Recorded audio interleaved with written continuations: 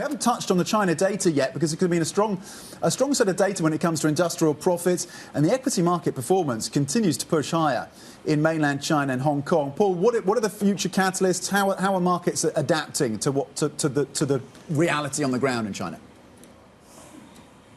Yeah, hi, good morning, Tom. So with plenty of enthusiasm today and for most of the recent months as well. We've got a 2% gain more or less on the Hang Seng so far, gains in the mainland stocks as well. People are looking at the numbers for industrial profits over the weekend, which showed a big jump, a much stronger profile than in recent months, seeing the benefits of China's anti-involution program starting to come through, where they're trying to reduce hostile cutthroat competition in the mainland in order to allow companies to make a profit, increase their margins essentially. But that's just a tiny part of the bigger overall picture where, China is starting to really register again in the international investor shopping list. People are paying attention because they like these reforms in the markets. They also like the fact that China is showing much more exciting kind of growth in terms of AI, robotics, other high technology stock market companies. And on top of that, some of the political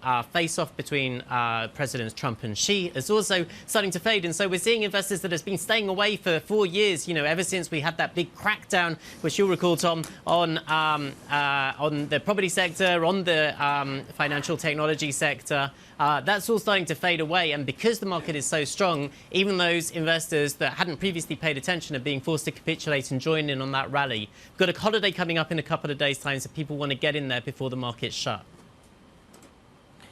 Paul, speaking of getting in there before the market shut, we're talking about a government shutdown on the other side of the Pacific there when it comes to the United States. Yeah. There's also a question of, should a shutdown hit in less than 48 hours? Do we get jobs data come Friday? What is the market reaction to no data at all? Well, that would be interesting. I mean, that will put a lot more weight on the private indicators like the ADP, which we still will get for the jobs data. But really, the market has been looking to these numbers to really clinch the Federal Reserve interest rate decision that we get at the end of October to give us a stronger gauge of whether they will act with another cut 2 months in succession. The jobs data has been the key factor the policymakers angling for cuts have been leaning on. So without that information, it's going to make it very hard for us to tell what the path will be from here.